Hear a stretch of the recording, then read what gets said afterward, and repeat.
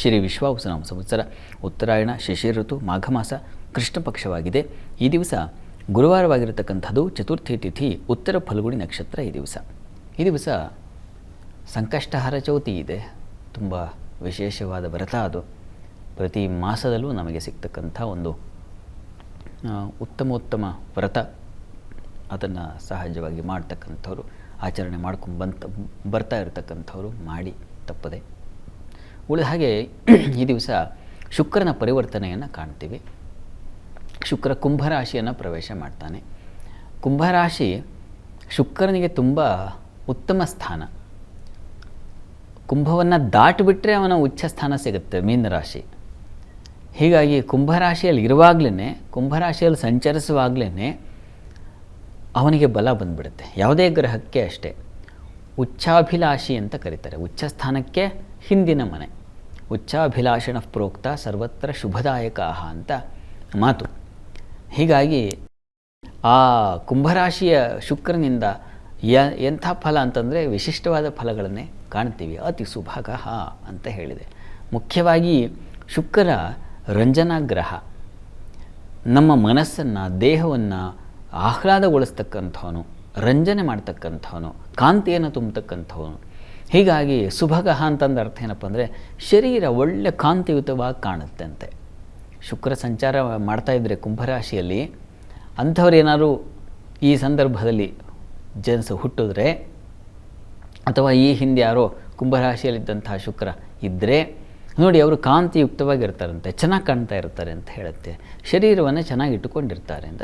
ಶುಕ್ರ ಚೆನ್ನಾಗಿದ್ದರೆ ದೇಹ ಚೆನ್ನಾಗಿ ಜಿಮ್ ಮಾಡಿಕೊಂಡು ಮತ್ತೊಂದು ಮಗದೊಂದು ಚೆನ್ನಾಗಿ ಕಾಣಿಸ್ಬೇಕಪ್ಪ, ಅಟ್ರಾಕ್ಟಿವ್ ಅಂತೀವಲ್ಲ, ಆ ರೀತಿಯಲ್ಲಿ ಕಾಣಿಸ್ಬೇಕು ಅಂತ 20 ಸಲ ಕರ್ಣಿ ಮುಂದೆ ತಲೆ ಬಾಚಿಕೊಂಡಿದ್ದು, ಅಥವಾ ಇನ್ನೇನೋ ಅಲಂಕಾರ ಮಾಡ್ಕೊಂಡಿದ್ದು, ಒಳ್ಳೆ ಡ್ರೆಸ್ ಹಾಕ್ಕೊಂಡಿದ್ದನ್ನು ಡ್ರೆಸ್ ಹಾಕ್ಕೊಂಡ್ಮೇಲೆ 20 ಸಲ ಚೆಕ್ ಮಾಡ್ಕೊಳ್ಳೋದು ಸರಿ ಇದೆಯಾ. ಹೀಗೆ ಅಂದರೆ ಚೆನ್ನಾಗಿ ಕಾಣಬೇಕು ಅನ್ನೋದನ್ನು ಶುಕ್ರ ಪ್ರೇರಣೆ ಮಾಡ್ತಾನೆ. ಅಂಥ ಸ್ಥಳಕ್ಕೆ ಹೋಗ್ತಾ ಇದ್ದಾನೆ.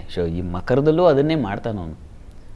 ಸ್ತ್ರೀ ವಿಜತಃ ಅಂತ ಇನ್ನೊಂದಿದೆ. ಹೆಣ್ಮಕ್ಕಳನ್ನು ಗೆಲ್ಲುವ ಶಕ್ತಿ ಬರುತ್ತಂತೆ. ಹೆಣ್ಮಕ್ಕಳ ಹೃದಯವನ್ನು ಅಪರಿಸುವಂತಹ ಶಕ್ತಿ ಆ ಶುಕ್ರ ತಂದು ಕೊಡ್ತಾನೆ ಅಂತ. ವಯಸ್ಸ ಇದೆ. ಹೆಣ್ಮಕ್ಕಳಿಗೂ ಅಷ್ಟೇ. ಪುರುಷರನ್ನು, ಅವರ ಮನಸ್ಸನ್ನು ಕಂಗಾಲುಗೊಳಿಸುವ, ಅಂದರೆ ಕದಲಿಸುವ ಶಕ್ತಿ.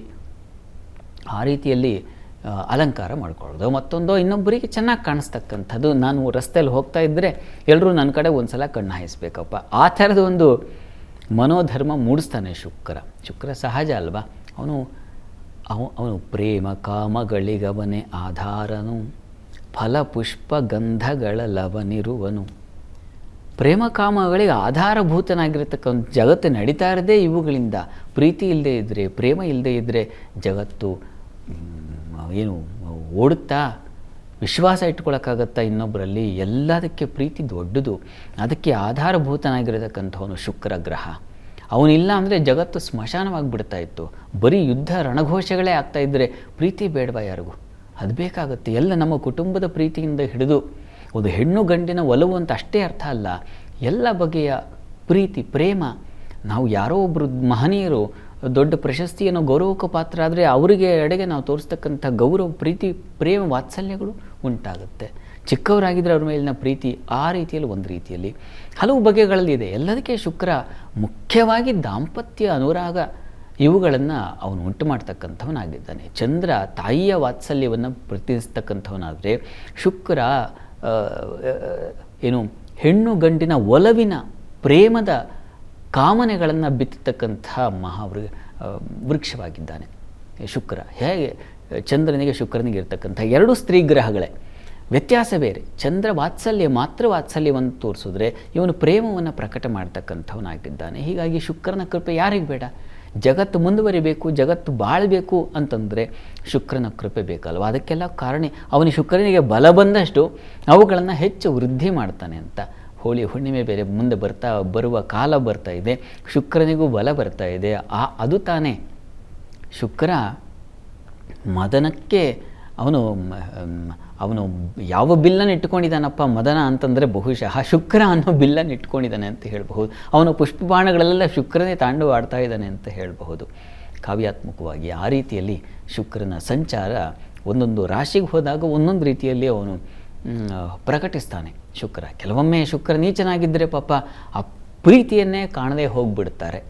ಅವರ ಹೃದಯದಲ್ಲಿ ಎಷ್ಟು ವಿಲಾಪ ಮಾಡಿದ್ರೂ ಏನು ಅಂಥದ್ದೊಂದು ಪ್ರೇಮಾಂಕುರವಾಗೋದಿಲ್ಲ, ಹಾಗಾಗುತ್ತೆ. ಅದು ಒಂದು ರೀತಿಯ ದುಃಖವೇ, ಅಂಥದಕ್ಕೂ ಕಾರಣ ಆಗಿಬಿಡ್ತಾನೆ. ಆದರೆ ಈಗ ಕಾಲ ಹಾಗಿಲ್ಲ, ಅವನು ಚೆನ್ನಾಗಿದ್ದಾನೆ, ಹೀಗಾಗಿ ಚೆನ್ನಾಗಾಗುತ್ತೆ. ಅಂದರೆ ಪ್ರೀತಿ ವಾತ್ಸಲ್ಯಗಳು ಮೊಳೆಯುತ್ತೆ, ಬೆಳೆಯುತ್ತೆ, ಉಳಿಯುತ್ತೆ ಕೂಡ. ಆದರೆ ಇನ್ನೊಂದು ಅಂಶವನ್ನು ಹೇಳಿದ್ದಾನೆ, ರಥಃ ಕುನ ಆರ್ಯಾಮ್ ಅಂತ. ಅದನ್ನು ಹೇಳಿಬಿಡ್ಬೇಕಲ್ವ. ಶಾಸ್ತ್ರ ಏನೇನೆಲ್ಲ ವರಾಹಮಿರು ತೋರಿಸ್ಕೊಟ್ಟಿದ್ದಾರೋ ಅದನ್ನೆಲ್ಲ ಹೇಳಿಬಿಡಬೇಕು. ಕೆಟ್ಟವರ ಸವಾಸದಲ್ಲಿ, ಕೆಟ್ಟ ಸ್ತ್ರೀ ಅಥವಾ ಕೆಟ್ಟ ಪುರುಷರ ಸವಾಸದಲ್ಲಿ ತೊಂದರೆಗೊಳಪಡುವ ಸಾಧ್ಯತೆಯನ್ನೂ ಶುಕ್ರ ಇದೆ, ಸಹಜ.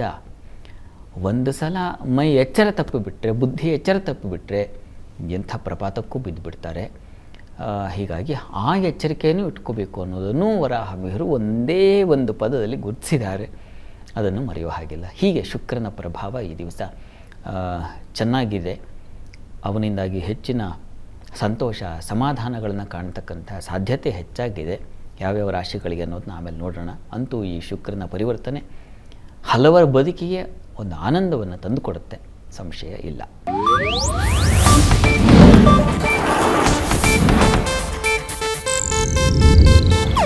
ಇದು ಏಷ್ಯಾನೆಟ್ ನ್ಯೂಸ್ ನೆಟ್ವರ್ಕ್ ಪ್ರಸ್ತುತಿ.